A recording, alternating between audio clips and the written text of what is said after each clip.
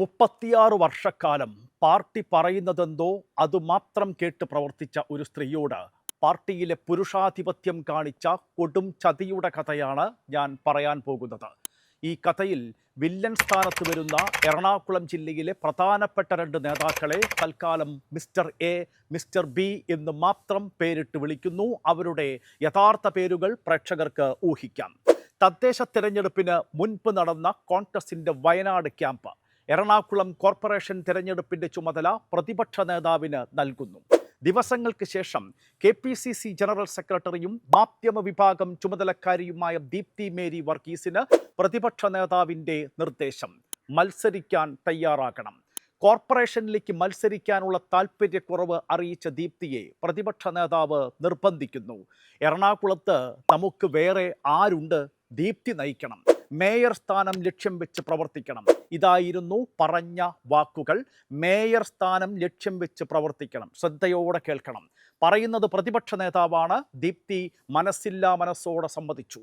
260 വോട്ടിൻ്റെ ഭൂരിപക്ഷത്തിൽ കഴിഞ്ഞ തവണ മത്സരിച്ച് ജയിച്ച വാർഡിൽ തന്നെ ഇക്കുറിയും നിൽക്കാം എന്ന ധാരണയെ എതിർത്ത് അപ്പോഴേക്കും മിസ്റ്റർ എ, മിസ്റ്റർ ബി എന്നിവർ രംഗത്തെത്തി.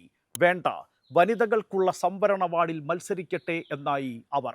അതിനെയും മറികടന്ന് ദീപ്തി ജനറൽ വാർഡിൽ തന്നെ മത്സരിച്ച മികച്ച വിജയം നേടി. ഭൂരിപക്ഷം 260-ൽ നിന്ന് 1186 ആക്കി കുത്തനെ ഉയർത്തി. കോർപ്പറേഷൻ UDFന്. മേയർ ആര് എന്ന ചർച്ചകൾ തുടങ്ങി. KPCCയുടെ ഉന്നത പദവികളിൽ ഇരിക്കുന്നവർ ഉണ്ടെങ്കിൽ അവർ തന്നെ മേയറാകണം എന്ന KPCCയുടെ സർക്കുലർ. എറണാകുളം കോർപ്പറേഷനിൽ അങ്ങനെ ഒരു നേതാവേ ഉള്ളൂ, അത് ദീപ്തിയാണ്. മാത്രമല്ല, മേയർ സ്ഥാനം ലക്ഷ്യം വെച്ച് പ്രവർത്തിക്കണമെന്ന് പ്രതിപക്ഷ നേതാവ് തിരഞ്ഞെടുപ്പിന് മുൻപ് തന്നെ പറഞ്ഞിട്ടുമുണ്ട്. കോൺഗ്രസ് കൗൺസിലർമാരിൽ കൂടുതൽ സീനിയോറിറ്റിയും ദീപ്തിക്കാണ്. അപ്പോൾ ദീപ്തി തന്നെ മേയർ എന്ന് ഏതാണ്ട് എല്ലാവരും ഉറപ്പിച്ച സമയം മിസ്റ്റർ എ പറഞ്ഞു, മേയർ ലത്തീൻ സമുദായത്തിൽ നിന്നാകണം. അച്ഛൻ്റെ വിജയത്തിനായി പ്രവർത്തിച്ച, എന്നും കുടുംബത്തിനൊപ്പം നിലകൊണ്ടിട്ടുള്ള പാർട്ടിയിലെ മുതിർന്ന പ്രവർത്തകയെ വെട്ടാൻ മിസ്റ്റർ എ മുന്നിൽ നിന്നു. KPCCയുടെ സർക്കുലർ നടപ്പാക്കേണ്ട മിസ്റ്റർ ബി നിർദ്ദേശം കാറ്റിൽ പറത്തി. കൗൺസിലർമാരുടെ തലയെണ്ണി മേയറെ തീരുമാനിക്കാം എന്ന രഹസ്യ പദ്ധതി നിലവിൽ വന്നു. ദീപ്തിക്കൊപ്പം നിൽക്കും എന്നുറപ്പുള്ള കൗൺസിലർമാരെ ഫോണിൽ വിളിച്ച് ഭീഷണിപ്പെടുത്തി. ദീപ്തിയുടെ പേര് പറഞ്ഞാൽ എറണാകുളത്തിന് നിങ്ങൾക്ക് മത്സരിക്കേണ്ടി വരില്ല എന്നായിരുന്നു ആ ഭീഷണി. കൗൺസിലർമാർ ദീപ്തിയെ വിളിച്ച് സങ്കടം പറഞ്ഞു. ചേച്ചി, ഇതാണ് അവസ്ഥ. രഹസ്യ വോട്ടെടുപ്പാണെങ്കിൽ ഞങ്ങൾ ചേച്ചിയുടെ പേര് മാത്രമേ പറയൂ. പക്ഷേ ഓപ്പൺ വോട്ടാണെങ്കിൽ ഒന്നും ചെയ്യാനാകില്ല. അവർ നിസ്സഹായരായി. തലയെണ്ണൽ തുടങ്ങി. KPCC സർക്കുലറിൻ്റെ പരസ്യമായ ലംഘനം.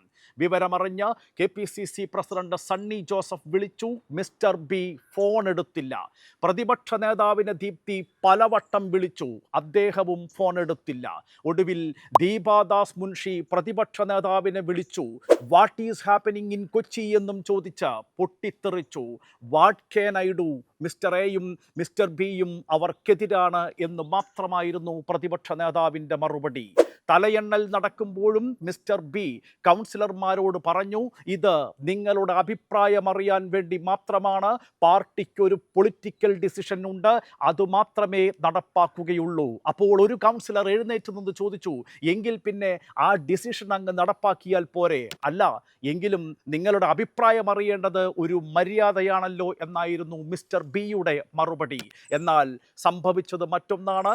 ഉന്നത പദവി വഹിക്കുന്നയാൾ മേയറാകണമെന്ന KPCC സർക്കുലർ അട്ടിമറിക്കപ്പെട്ടു. സീനിയോറിറ്റി പരിഗണിച്ചില്ല. കൗൺസിലർമാരുടെ പിന്തുണ മാത്രം മാനദണ്ഡമാക്കി മിനിമോളെ മേയറായി പ്രഖ്യാപിച്ചു. പ്രതിപക്ഷ നേതാവ്, മിസ്റ്റർ എ, മിസ്റ്റർ ബി 3 പേരും ചേർന്ന് സമർത്ഥമായി ദീപ്തി മേരി വർഗീസിനെ വെട്ടി. അന്ന് മാത്യു കുഴൽനാടൻ പറഞ്ഞു, ഇതാണ് മാനദണ്ഡമെങ്കിൽ, ഈ തലയെണ്ണൽ ആണ് മാനദണ്ഡമെങ്കിൽ ഇനി അങ്ങോട്ട് പാർട്ടിയിൽ ഇതായിരിക്കും നടപ്പാവുക. അതാണ് ഇപ്പോൾ നടപ്പായത്. MLA-മാരുടെ തലയെണ്ണിയപ്പോൾ KC വേണുഗോപാലിന് ലീഡ്.